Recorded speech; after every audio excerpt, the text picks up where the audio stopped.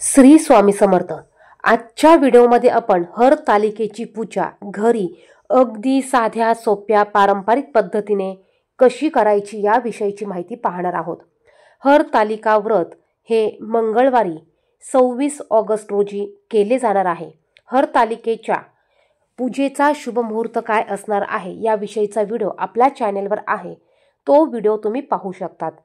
हरतालिकेच्या दिवशी सकाळी लवकर उठायचं आहे, घर स्वच्छ करून घ्यायचं, अंगण स्वच्छ करायचं, हळदीचं लेपन करायचं, छोटीशी सुंदर अशी दरवाजाच्या बाहेर रांगोळी काढायची, घरात सर्वत्र गोमतीर शिंपडून घ्यायचं, देवपूजा करून घ्यायची। यानंतर आपल्याला हरतालिकेची पूजा करायची आहे। हरतालिकेची पूजा करण्यासाठी तुम्हाला वाळू, नदीची वाळू आणायची आहे, ती स्वच्छ धुवून घ्यायची आहे। त्याचप्रमाणे हरतालिकेचा उपवास केला जातो, हा संपूर्ण दिवसभर करायचा असतो। दुसऱ्या दिवशी उत्तर पूजा करून हा उपवास सोडायचा असतो। या उपवासामध्ये आपल्याला फराळचे दुधाचे पदार्थ खायचे आहे। चुकूनही भगर हा पदार्थ या उपवासाला चालत नाही। तिखट मिठाचे पदार्थ देखील खाल्ले जात नाही। जिथे पूजा करायची आहे ती जागा स्वच्छ करून घ्या।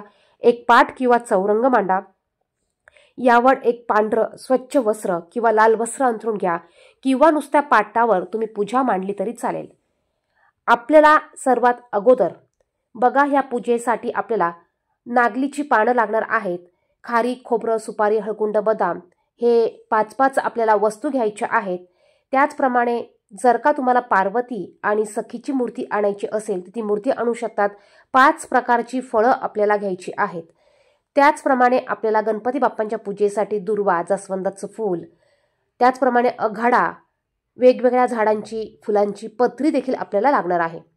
आता ज्या ठिकाणी पूजा मांडायची आहे त्या ठिकाणी चौरंग किंवा पाट मांडल्यानंतर आपल्याला त्यावर सर्वात अगोदर दिवा प्रज्वलित करून घ्यायचा आहे।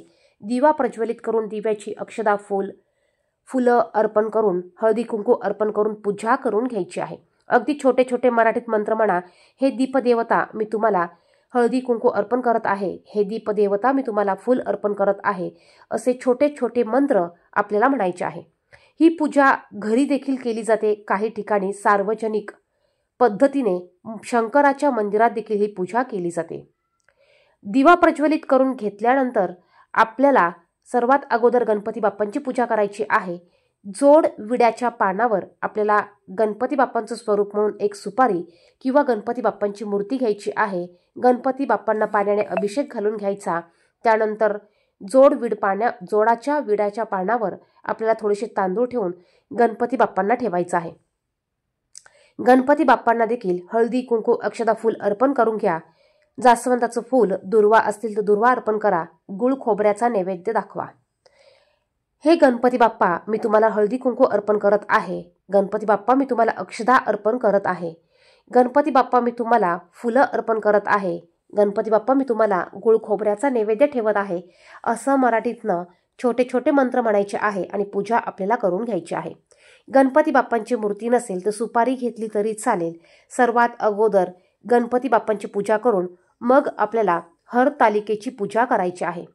आता यासाठी तुम्ही जी वाळू आणलेली आहे ते अगोदर स्वच्छ पाण्याने धुवून घ्या, निथळत ठेवा। त्यानंतर ह्या वाळूपासून आपल्याला एक शिवलिंग बनवायचं आहे। शिवलिंग आपल्याला वाळूपासूनच बनवायचा आहे। शिवलिंगाचा निमुळता भाग हा आपल्याला उत्तर दिशेला करायचा आहे। शिवलिंगासमोर आपल्याला एक वाळूचा नंदी बनवायचा आहे।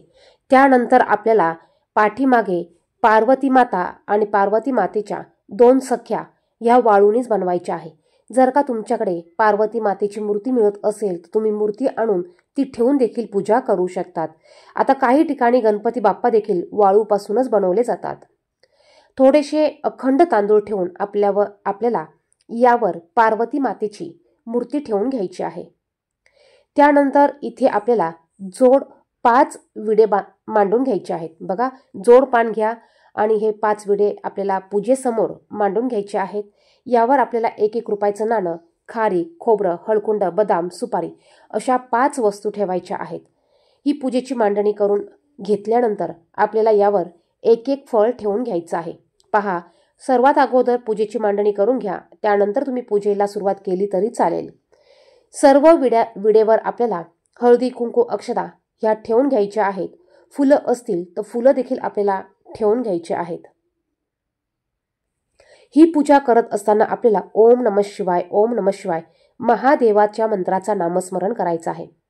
यानंतर पहा, आपण मांडलेल्या पूजेवर आपल्याला एक फूल घेऊन शुद्ध पाणी हे शिंपडून घ्यायचं आहे. त्याचप्रमाणे आपण बाहेरून जे साहित्य आणलं आहे यावर देखील गुलाब पाणी आपल्याला शिंपडून घ्यायचं आहे. जी पत्री आणली आहे ती स्वच्छ धुवून घ्यायची आहे. त्यानंतर महादेवांना आपल्याला पांढरा भस्म अर्पण करायचा आहे. पहा, या पद्धतीचा भस्म आहे तो अर्पण करून घ्यायचा आहे. त्याचप्रमाणे आपल्याला पार्वतीच्या ज्या सख्या आहेत त्या सख्यांना हळदी कुंकू लावून घ्यायचं आहे. पार्वती मातेला हळदी कुंकू लावून घ्यायचं आहे. सर्व पूजेला आपल्याला फुलं अर्पण करून घ्यायची आहे. महादेवांना आवर्जून पांढरं फूल, शेवंतीचं फूल, गोकर्णीचं फूल, धोत्र्याचं फूल तुम्ही अर्पण करू शकतात. त्याचप्रमाणे धोत्र्याचं फळ, धोत्र्याचं फूल तुम्ही अर्पण करू शकतात. बेलाची पान तुम्हाला अर्पण करायची आहेत. 108 बेलाची पानं मिळाली तर अतिशय उत्तम. तुम्हाला 108 बेलाची पानं महादेवांना अर्पण करायची आहे. त्यानंतर आपल्याला माता पार्वतीला देखील दुर्वा आघाडा अर्पण करायचा आहे. यानंतर आपल्याला वस्त्रमाळ घालायची आहे. महादेवांना आपल्याला पांढरी वस्त्रमाळ घालायची आहे. गणपती बाप्पांना कलरची वस्त्रमाळ घालायची आहे. त्याचप्रमाणे पार्वती मातेला सौभाग्याच्या वस्तू ज्या आहेत त्या अर्पण करून घ्यायच्या आहेत. सौभाग्याच्या वस्तू तुम्ही अर्पण करा. त्याचप्रमाणे तुम्ही ओटी देखील भरू शकतात. त्याचप्रमाणे आपल्याला दुर्वा आघाडा अर्पण करायचे आहेत. आता ह्या 5 प्रकारच्या झाडांची पानं आहे. तुमच्या आजूबाजूला जर का झाडं असतील तर तुम्ही त्याची पत्री काढून आणू शकतात किंवा विकत देखील ही पत्री मिळते ती तुम्हाला आणायची आहे. यानंतर आपल्याला नैवेद्य दाखवायचा आहे. या दिवशी तुम्ही फळांचा नैवेद्य दाखवू शकतात. दूध, साखरेचा, खडी साखरेचा नैवेद्य तुम्ही दाखवू शकतात.